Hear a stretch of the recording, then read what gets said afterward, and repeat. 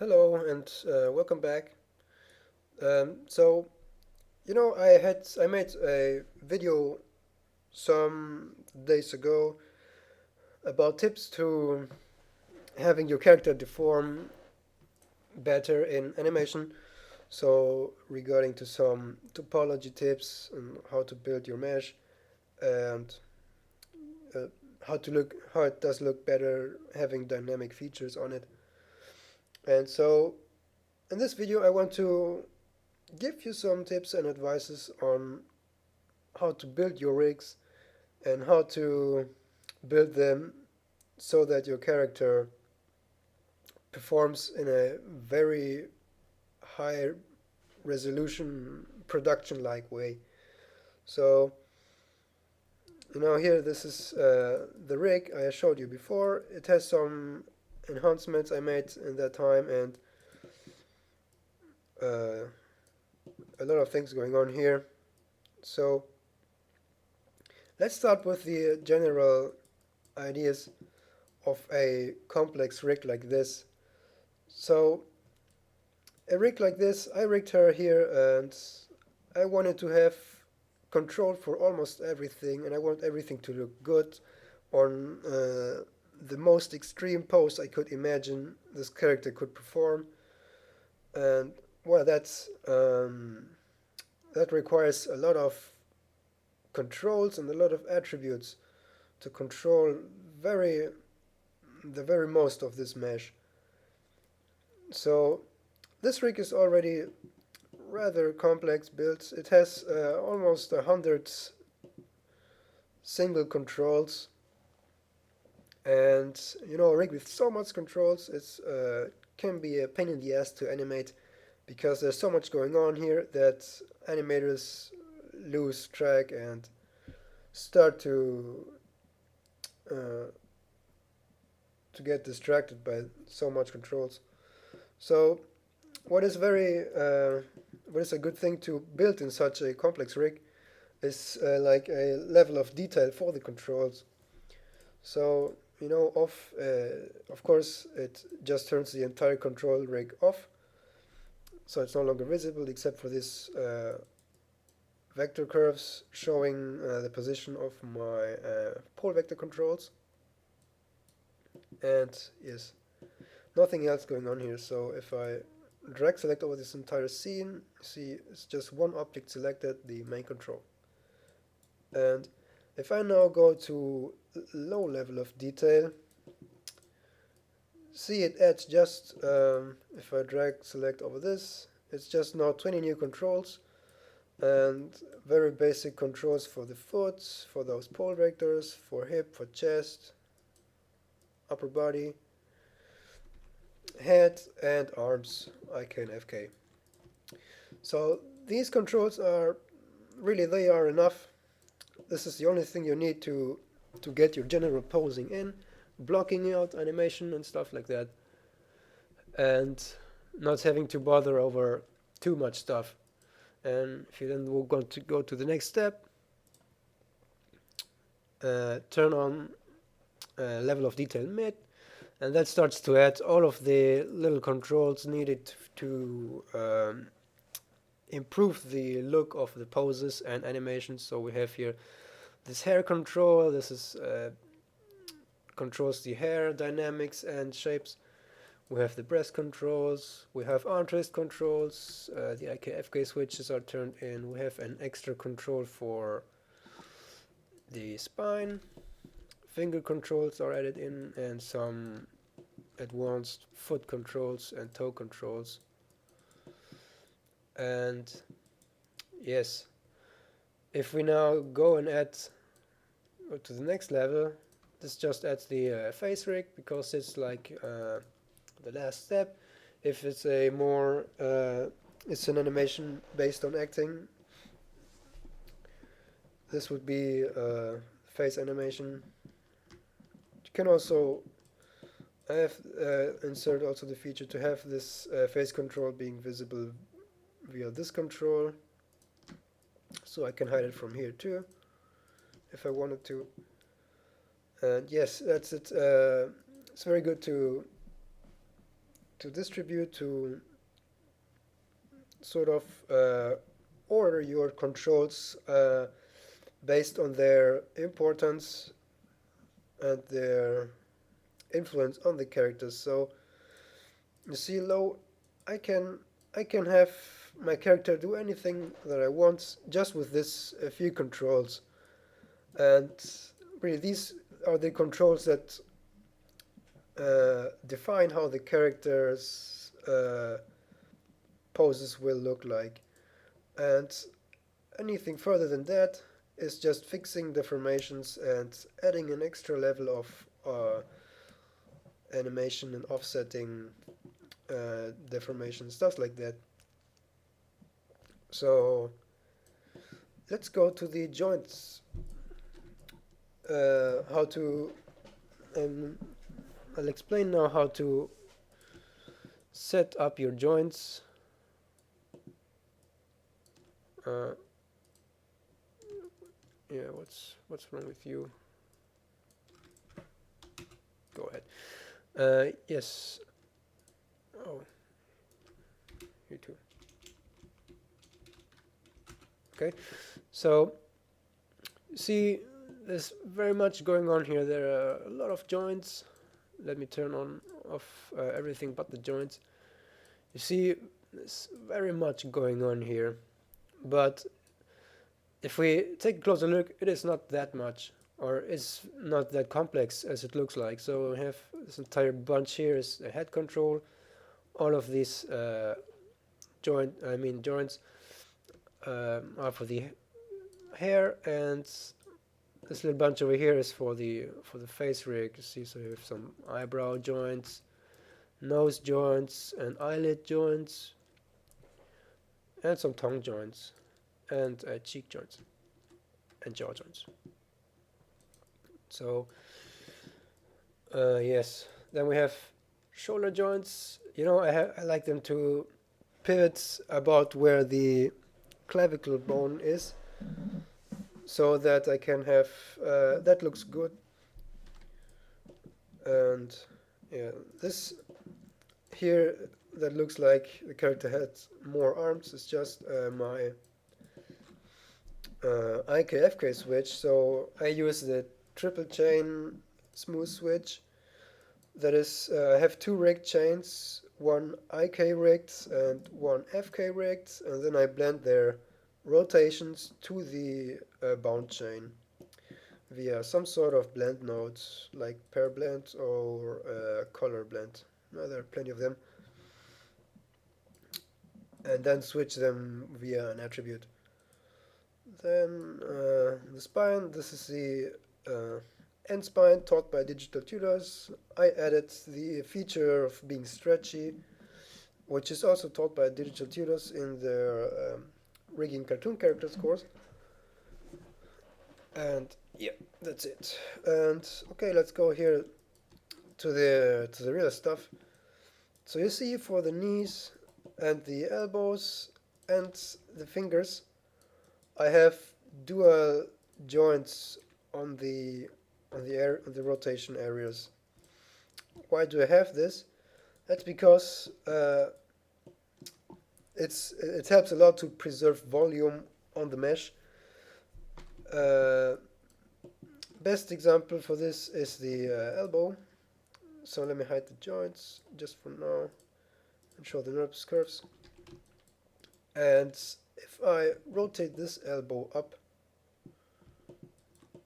to about this, we have here this nice volume being held here. And let me now show you how this would look like without such a double joint.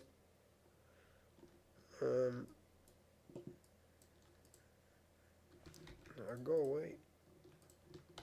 Not we don't need them now. So see, this is the one of these joints. If I now move this directly on top of the other joint, this is what the mesh would have looked like with just one joint around here. So you see we get massive interpenetration on the mesh. And that's having this double joints is the best way to fix such interpenetrations. It's the same for the knees. So if we have the knees being moved, you see how this looks very natural, holds very good the volume. I cheated a little bit on this here and on this because I made correction blend shapes to improve the look of the leg when it's bent. It's see here, it's to get a little bit of squashing here in the lower leg muscles and move things up here and there. No, so it's just a sculpt that triggers depending on the distance between ankle and thigh, just to have the leg look good when deforming. Yes, and same thing is here on the elbow. And yeah. So one last thing for the joints is let me give you a very good tip for the finger joints. So you see my finger, or before, I think many of you experienced it, that if you bend your fingers, to build like a fist, you get a very unnatural looking fist because there may be very much space still being here in the on the inside of the fingers, and maybe too much space between the fingers here. See, and to fix that, it's very easy. Instead of placing the joints on the exact center of your fingers, place them on the very top side, because vertices follow the joints. When vertices are skinned to joints, they follow their joint rotation as if they would have been parented. So that leads us to, if we have a joint placed on the exact center, the vertices on the top sides would follow in rotation to the next joint depending on the weights painting, and on the lower side to the previous joint. That leads to shifting of vertices, which then gives you the effect of having too much space on the inside of the fingers, or the fingers being way too long, so that if they curl in, or way too thin, so if they curl in, they give this strange spaces between. But it's very easy if you put them on the top side and you paint the weights very close, so that this segment has very only the weights to this segment's joints, and this one and the other one. You can get very good deformation. So let me show. I have mid and end attribute for the mid and end sections. If I now curl these in, you see we get this nice little folds in the skin. And if I go further, look at this, how nice the volume is being preserved and how realistic this finger bend looks. And if I now rotate this finger down,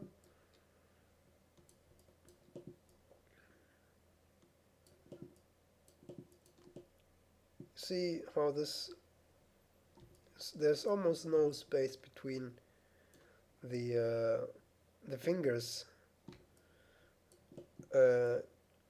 So this, see here, I could fix my weight painting a little bit more to be a little bit smoother over here, but this is going in a good direction. So this is just a tip for the finger deformations. Okay, and also here on the arms, same thing applies to here. In the previous rigs, I often made the mistake to place the joints too far on one side, and then if I rotated my arm, that left gave me a big shifting in vertex position. So especially for this upper arm part and this lower arm twisting part, you want your vertices to be, I mean the joints to be on the very center, because unlike the fingers, we don't want we really don't want any sort of it's not good to comparison, but I think you get the point. So, meaning, if I rotate this arm twist and these joints would be somewhere here, this would give me a big shifting around this, having my entire arm being, like moving up, or having the illusion of being moved up. Okay, so now let's go to the shoulder here in detail, because this I find this shoulder part is one of the most complex uh, parts in a model to behave correctly when animating. Especially when the poses get really complex, really weird. You tend to get a lot of shit going on here. It's literally just shit. So Digital Tutor shows a very nice trick that I really keep on using because it's so good, is to have here 3 little twist joints, exactly like we have here on the forearm, for the shoulder area. They are oriented the exact same way as this joint, and the secret is lies in the skin weight painting. So let me show you the weight painting on this really quickly. This is the complete arm bone, and you see how it has no influence at all on this shoulder, on this upper shoulder area. Its influence really starts about here, about the middle of the arm, and the entire rest influence comes from my twist bones for the shoulder. So that if I rotate the arm,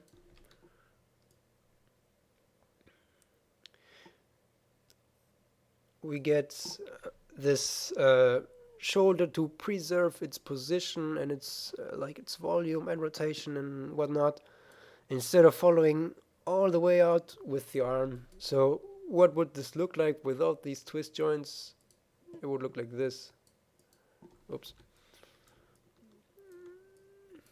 Let me turn off the joints, and you see how the entire thing rotates, and although it doesn't look too bad at all, it still doesn't look right, because the shoulder just doesn't do this. This comes in especially if we rotate the arm up and move it forward. You see, oh my gosh, it just collapsed completely. So we can move the shoulder up, but we still get this effect. And even if this is a very, very simple pose, because every human can do this, move the arm up, and like she was scratching the back side of her head. But how can you animate this with a mesh deforming like this? It's just so that's very good, having this twist joints. You have automatic twist, but doesn't look good here. I just rotate it a little bit less to fix the over offset, and I already got my very smooth looking shoulder here. I mean, see, this really gives you a feeling of musculature being here beneath the skin, and it just looks natural. See how beautiful this shape looks. So I really encourage you to use this method, because it's so cool, fixes things so quickly. It's a little bit of pain in the ass to skin weight paint this until you get the right results, but the first mistake is to still having influence of the entire arm bone on this upper part. So getting rid of that weights is already a good starting point. So what thing goes next? Let me undo a few steps until the arm was raised up. Having a look at this, I had a value here. Let me zero this out and see what happened. The trapezius muscle started to come up, which is what I wanted. So what I did to do this, because rotating the arm up like this leaves you the trapezius muscle rotates up, moves up a little bit, and gets some volume here. And this effect was not possible with just the rotation of the clavicle bone. So what I did to fix this is I created a blend shape that got me this effect, and then I connect it to a approximation. In this case, it's just two locators, and one is here and the other one is connected to the elbow and just the y-axis. So the higher I raise the elbow, the more these two locators increase the distance to each other, and based on that distance I trigger this blend shape. And where this is just an offset attribute to counter it, so maybe if I get too much of this, I can reduce the effect just a little. So this is good for that. Let me show you a pose where this comes very good, an example. Let me just here this ballet dancer pose. Now the hair is getting in the way. For that, I just rotate it back a little. Okay, and you see, I already have here a value stored in that pose, but if I have this zeroed out, somehow this pose caused the blend shape to over trigger. You see, like, it's much more going on here than I really would need. So this offset attribute comes really handy here. I just can narrow this down to a point where I say, okay, this looks good. Yes. Okay. Yeah. One other thing is, let's go around more of these attributes in the shoulder control. See this clavicle tense here. This I explained this in the other video for the topology for deformation, and yeah, it's just how it is. So depending on how you move your shoulder and your arm, your clavicle bone will, stick out a little or not. And to get this effect, I made a blend shape and connected this to this attribute, so to simulate skin and flesh being around it and filling it out a little. And yeah, this was possible because of my topology, as I showed you in the other video. I have it. They're almost the perfect topology for this sorts of deformations on the clavicle and the neck.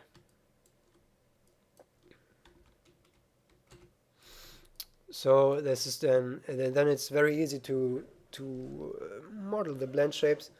Just move very few vertices and you're good. What else? Yeah, I showed you in the other video too, the armpit attributes. Just to get this nice little hole here under the arm, depending on how the arm is rotated, gives you very good sense of muscle here flowing from the breast in the arm. It's very, very good anatomical feature to have a realistic looking deformation. And yeah, now that we're here, the neck control here, I have an additional neck control that helps me to deform the neck in a good and natural looking way. So see, if I zero all of these changes out, this is what I get by default. Doesn't look too bad, but it is not the way a real neck would look like on a pose like this. So, the human neck has, I don't know what this is called in English, this thing here, but the neck, in a pose like this, the neck makes a bow like in this direction, follow my mouse. So, like this. And this is possible with an extra neck joint. Here, it's not, you see, it's not a chain. They are just two bones, one for the head base. This is not even bound to the mesh. This is the one bound, and this is the one controlling the neck offset. And that way we can get very pretty looking results on the neck.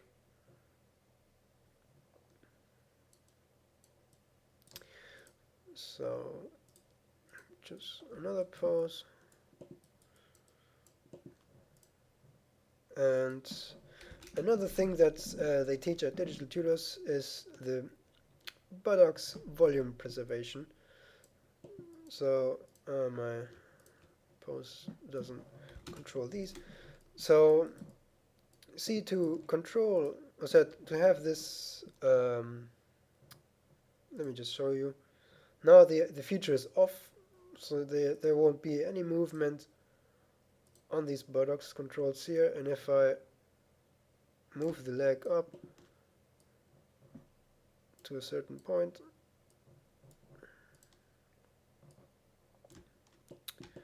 see how the entire mesh down here starts to collapse and starting to look very broken and unnatural and false. And showing the joints, I'm going to here and enable this feature. See how this started to rotate into the mesh, into the following the leg rotation. And they teach on Digital Tutors, they teach a different method, but it's somehow similar to what I did here, that I still have an extra control here to, to match the look that I want, depending on what the pose needs to look like. But it gives very, very good default results. See how this very looks like buttocks muscles holding their shape and following along correctly. And they have even with my methods of using a hair curve, I have even like a dynamic jiggle feature. Not really necessary, but gives you that extra sense of dynamic.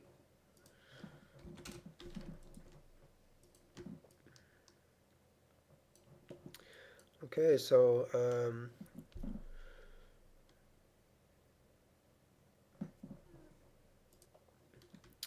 going back here to the main control, one other thing I want to comment is this mesh mode attribute. So see, some enum, I have 3 different attributes here, and I have this first one is anim proxy.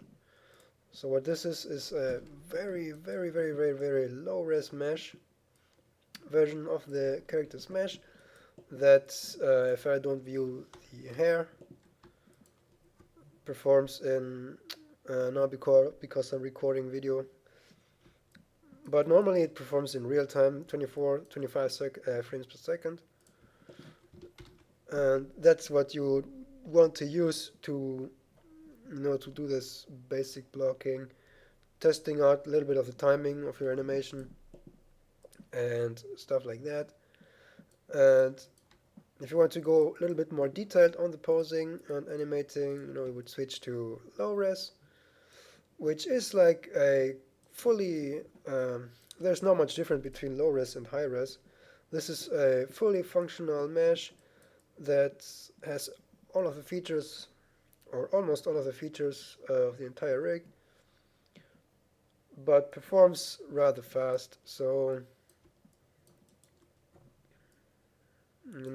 still got 10 frames a second. It's enough. Does the job. And when you're ready to render, you then would switch to high res, which has a skin shader already into it. It is a mesh bound on subdivision level 1.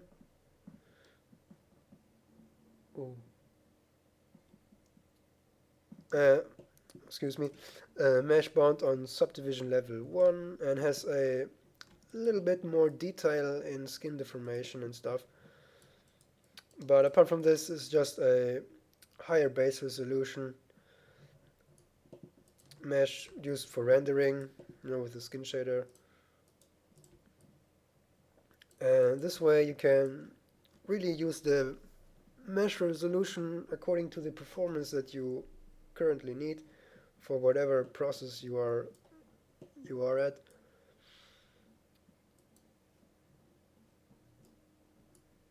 Let me change this to high mode.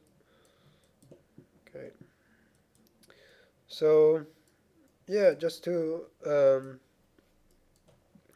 wrap this up, this entire rig here and the model, I made them myself using the knowledge they teach at digital tutors and some other sources on YouTube. But you don't need. It's very straightforward, and once you get the knowledge to do this stuff, it just like flows out of your head, and it's very fast making progress. And it's a little bit about thinking, getting your brain to work and connecting different ideas that they teach there, like this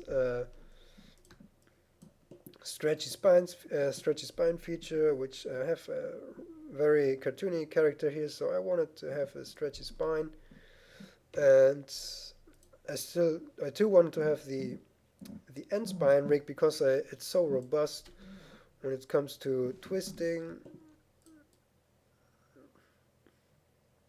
So just need to figure out how to connect the both versions or both features of those rigs to one super rig, let's say. And yeah, it's just about on the rigging cartoon characters. They also teach you this principle of having double joints on knees and elbows, and all sorts of stuff. And then they have a very nice tutorial on topology for animation as well. So there's most of the things I learned from there. And yes, that's it, I think, so far. And if you have any questions how I did specific things here, you can, send me a PM, post them. And otherwise, I like comments and maybe critics if you have. And having a happy time working. And oh yeah, Merry Christmas. It's 2 days for Christmas now. So see you in the next video someday. Bye.